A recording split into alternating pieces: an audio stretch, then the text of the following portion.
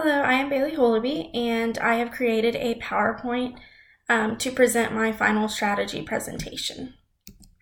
So my strategy area is after reading. My content area that I picked was social studies, and the book that I used for my strategy was Classroom Strategies for Interactive Learning. And the name of the strategy I chose was the discussion web. So I have about 6 steps to break down how to use the discussion web. So the first step is choose an article, story, or passage that develops opposing viewpoints. Begin with front-loading instruction by activating students' background knowledge and providing their purpose for reading this selection. The second step, after students, and I put after in caps because this is an after reading strategy. So after students read what the teacher selected, introduce a discussion web and a focusing question to get the students thinking. For example, did the Industrial Revolution help working people? Step 3, assign students to work with partners to create an opposing side. Students will refer to the text as needed and fill out the empty web. The yes and no columns provide the reasoning behind the question. Step 4, after students complete the web, they will meet with another group to discuss what they have decided to put in their columns. Each group is now ready to present their conclusions that they have created. And number 6, students can now create their own position and write their own answer/reasoning to the question. So the strengths of this strategy, in my opinion, are this strategy allows students to actively participate in class discussions. It also includes all 4 types of communication: reading, writing, speaking, and listening.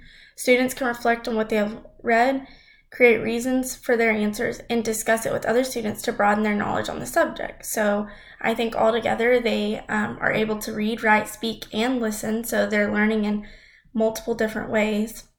And they're able to discuss it with other students to see maybe what the other students are getting from it that they're not.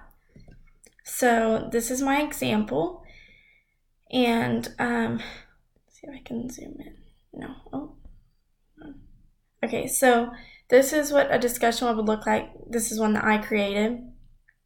And so you have your reasons, and it's yes and no.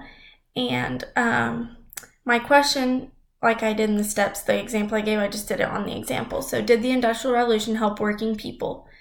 So they come up with yes, and they come up with 7 different reasons of yes, and then they come up with 7 no's. So for the no's, I did workers received low pay, couldn't make a living. Working conditions were unhealthy. Workers had very long days and little time with their family. Workers had little control over personal working conditions, and workers were crowded into cities. And then on the left, I have the yeses. So for the yes, things like a lot of machines did the heavy work. The Industrial Revolution provided jobs for immigrants.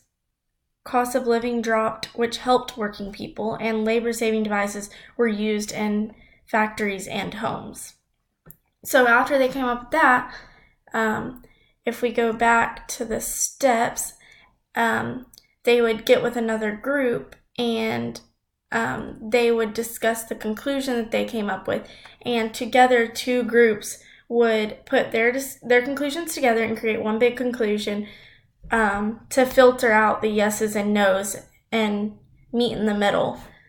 And that will help them understand the selection of reading they have picked as well. It helps them understand it a lot better.